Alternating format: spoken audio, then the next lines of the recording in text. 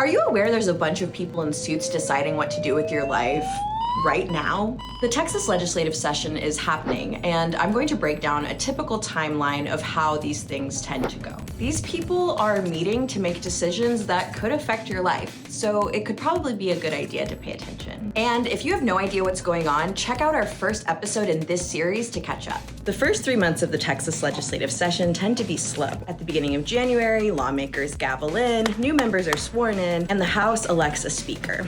There was some drama around that one. And each chamber will adopt its rules. They start holding hearings for bills in late January. The governor makes a list of emergency items to focus on this session. And this is when we, the people, with a capital P, make our voices heard by calling our representatives and involving ourselves in public testimony. I'd like to let my representative know I do not agree with this bill they're trying to pass. I'd like to tell my rep I do like their bill. But how can we push the point further? Things start speeding up around April and May because lawmakers have to work faster to meet their deadlines.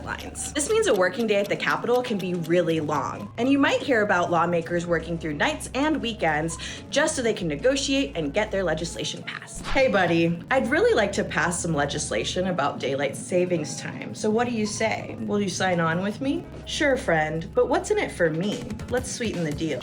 Well,